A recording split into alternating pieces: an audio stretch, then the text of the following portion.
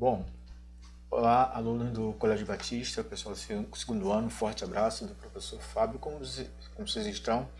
Bem, gente, mais um encontro nosso aí, dando sequência nessas aulas. Bom, só fazendo uma pequena relembrança, no último capítulo que nós estudamos, nós chegamos a falamos sobre a questão da energia, as fontes de energia. Por exemplo, nós falamos muito da questão da energia nuclear, que nosso foi o último assunto, e até é um fato interessante porque a energia nuclear, ela em si, né, é muito divulgada no mundo inteiro, né, assim, como fonte de energia, de um modo positivo, né. Então, assim, a energia nuclear é vista como um grande problema para a sociedade moderna, porque as pessoas veem a energia nuclear como uma fabricação de bomba, mas se a gente olhar bem, a energia nuclear ela pode vir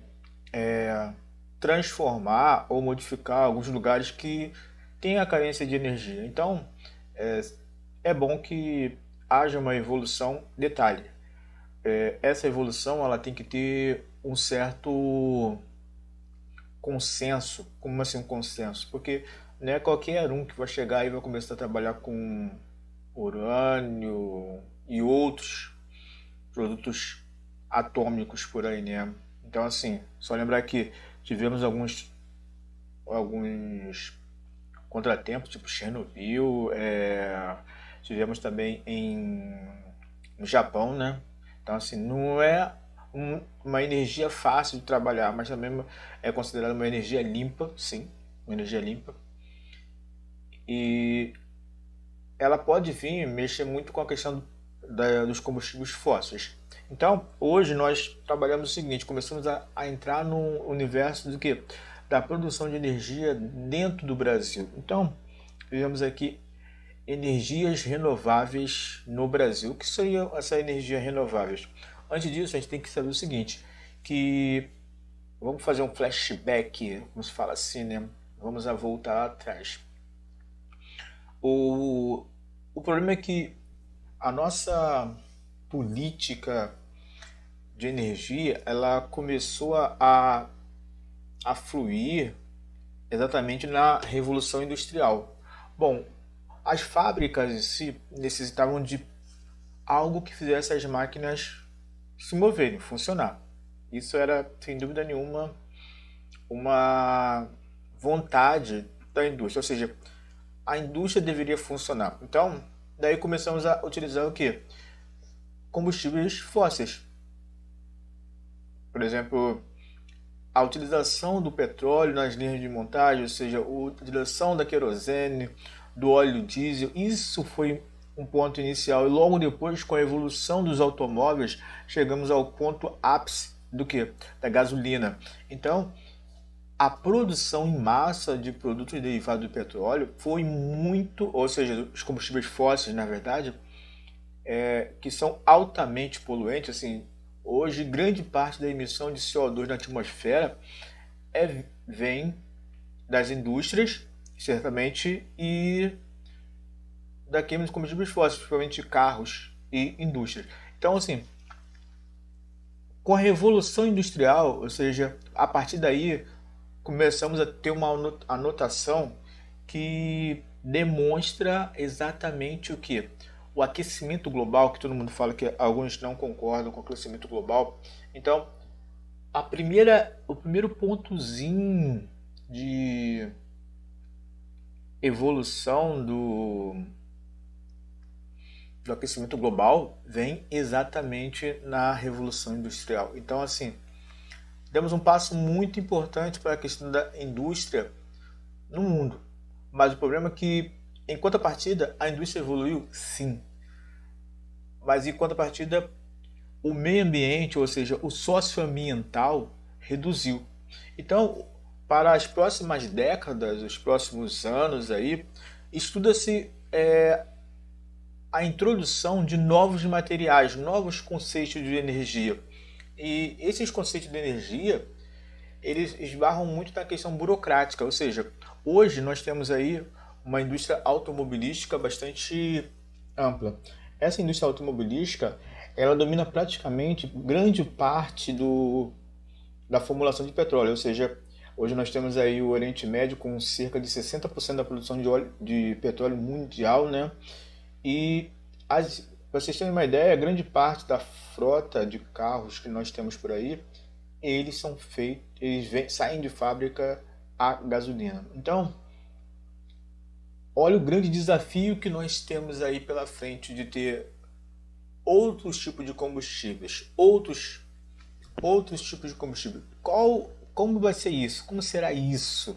Como que a sociedade vai reagir a isso? Será que as indústrias vão cooperar nessa questão de ter um novo combustível? Será que vai ter uma cooperação mundial?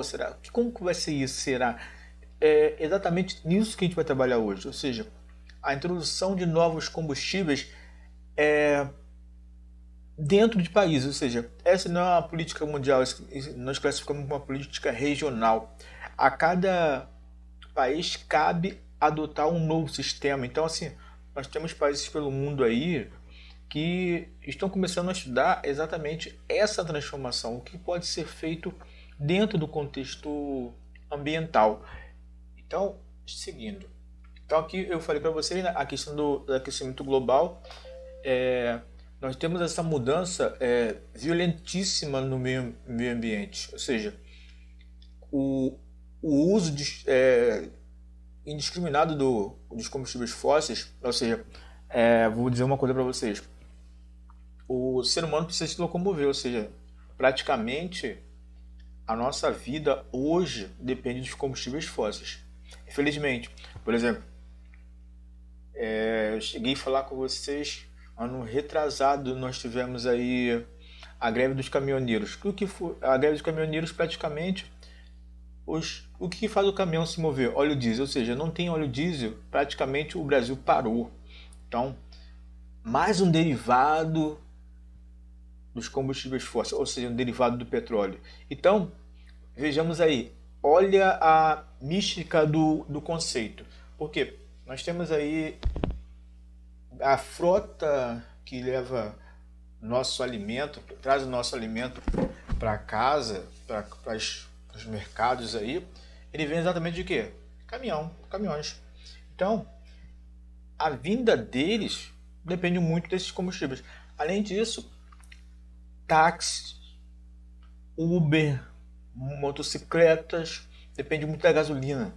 Então, nós temos aí uma grande frota de motos no Brasil, superando até o número de carros. Hoje o número de motos no Brasil é muito grande, superando o número de carros.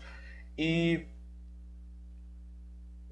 infelizmente, assim, as motos dependem muito desse tipo de combustível, ou seja, da gasolina. Temos os ônibus, ou seja, o transporte municipal, intermunicipal, interestadual. Esses ônibus praticamente são movidos a quê? A gasolina. Foi testado alguns tipos de energia, assim, tipo, testado algumas alternativas verdes, ou seja, para tipo gás natural ou elétrico mesmo. Mas se a gente olhar bem, a frota de ônibus que o Brasil tem é movida a diesel. Além disso, temos os aviões que são movidos a querosene, que é derivado de quê? Petróleo. Temos helicóptero, que é movido a querosene também. Temos as embarcações. Algumas embarcações são movidas a óleo diesel. Ou seja, isso tudo remete àquela coisa. Ou seja, hoje praticamente somos reféns desse tipo de energia, desse coloquial chamado petróleo ou combustíveis fósseis. E cada vez mais que utilizamos esse tipo de energia, a tendência é o seguinte, que tenhamos um grande boom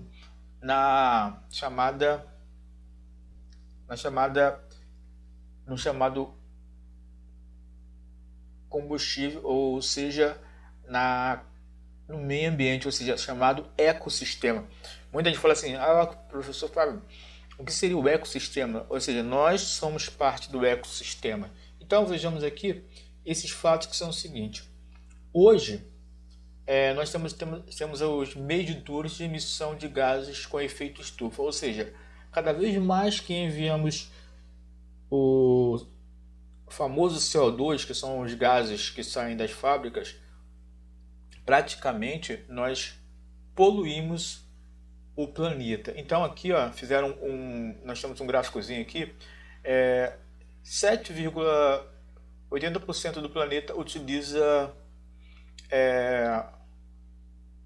joga esses gases de efeito estufa.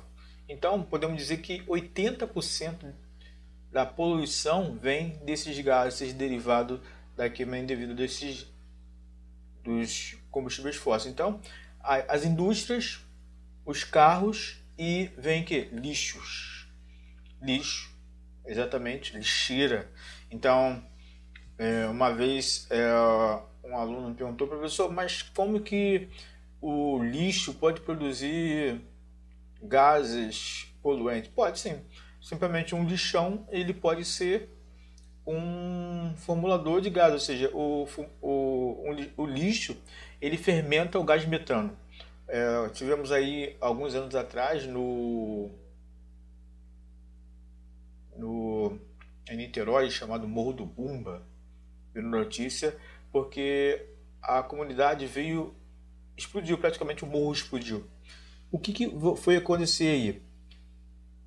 A comunidade foi construída em cima de um lixão. De uma hora para outra, o lixão explodiu. Então, assim, quando o lixão explodiu, praticamente algumas pessoas morreram. Foi um desastre muito grande aqui no nosso estado. E depois foi se concluir que ali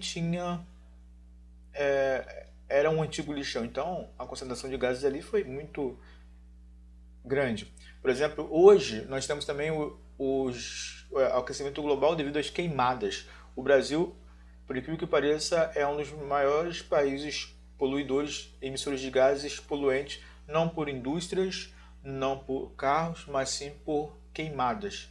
Então, quando você queima uma árvore, a queima dessa árvore, ela libera CO2, que vai para a atmosfera. Então, o Brasil hoje, infelizmente, se encontra como um dos países, eu acho que é o quinto maior país poluidor do mundo, ou seja, é o quinto maior emissor de CO2 na atmosfera, atrás,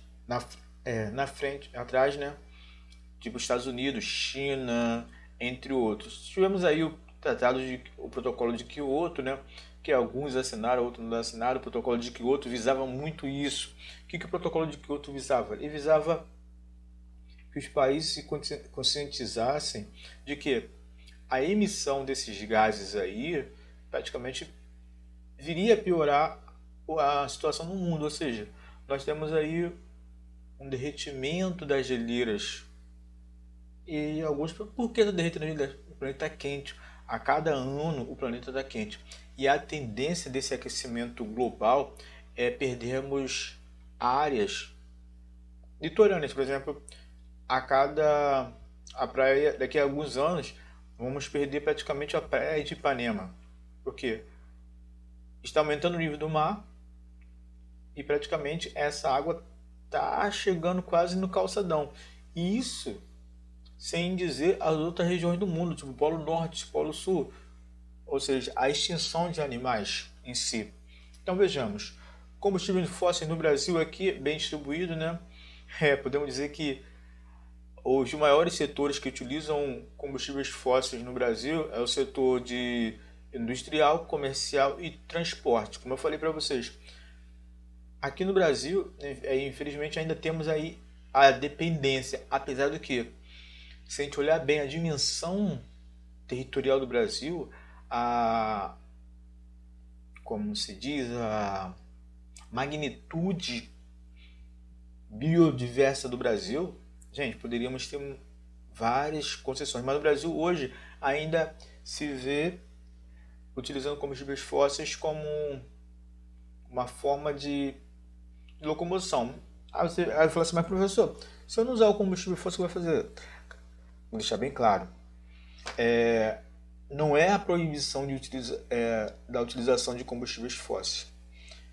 eu estou dizendo que a gente não vai parar de utilizar o combustível fóssil, mas a gente teve que controlar. Por exemplo, o... as fábricas, por exemplo, elas são obrigadas a ter chaminés. O que são os chaminés? Chaminés com filtro. Quando uma... Vou mostrar para vocês, voltar lá naquele videozinho do... Aqui nós temos uma chaminé. Lá onde que sai a fumacinha, tá vendo? Essa chaminé aqui, isso é no tempo da Revolução Industrial. A tendência hoje é ter uma chaminé com filtro. Ou seja, essa chaminé com filtro, ela elimina a emissão desses gases. Ok? Vejamos. Agora vamos aqui. Energia alternativa. Bom, o que seria energia alternativa? Já diz o nome, alternativa. Aquilo que não está no nosso contexto. Por exemplo, o Brasil hoje, eu vou falar a nível de Brasil, a gente poderia falar a nível de mundo, o Brasil tem duas outras opções que poderia estar funcionando. Na verdade, poderia. Vejamos aqui a primeira. Energia solar. Opa, energia solar. Pô, Fábio, energia solar é fácil. Ah, só você pegar o sol. Gente, imagina só. O que o Brasil tem muito hoje? O que o Brasil tem muito? Responde pra mim. Não é sol? Pra vocês terem uma ideia, a Alemanha, 80% da energia que... Não, 60% da energia da Alemanha é energia solar. Ou seja, a energia gerada na Alemanha é energia solar. O problema aqui no Brasil, esbarramos na tal da burocracia. A energia solar aqui no Brasil é muito cara. E esbarra também na questão do gerenciamento. Por quê? Aí temos as fornecedoras de energia, tipo Light, Ampla, entre outras, que fazem com que a energia fique, a energia elétrica que vem do que? Das hidrelétricas fiquem caras. Ou seja, o uso da energia solar, ela basicamente hoje é muito cara. Por exemplo, se você quiser comprar uma pequena plaquinha de 30 centímetros, você encontra no Mercado Livre outro, por R$ 1.000 por aí. Você imagina for construir uma... E essa plaquinha de 30 centímetros, ela tem a função de carregar, ela consegue carregar água, aquecer a água do chuveiro da sua casa. Então, imagine se... Pensa bem comigo de um modo geopoliticamente falando. Será que quem estaria perdendo se todos os brasileiros tivessem energia solar? Certamente seria grande parte das indústrias gerenciadoras de energia, a Furnas, centrais elétricas, Eletrobras, estariam perdendo. Mas em contrapartida, a energia solar é um futuro sustentável. Alguns países do mundo já estão caminhando para isso. Aqui no Brasil, ainda não partiu de um contexto, como se diz, político, né? Ainda estamos engatinhando para essa questão da energia solar. Mas em alguns países do mundo isso já é... Por exemplo, eu no outro dia eu acompanhei um cidadão em São Paulo que ele certamente, a pessoa que tem condições financeiras, ele faz esse investimento, ele vai lá e vai investir naquela energia solar sem dúvida nenhuma, perfeito? Então, isso é a primeira tipo de energia que nós podemos ter. Biomassa, ou seja, biodiversidade. Nós temos aí, o Brasil é rico em floresta, rico em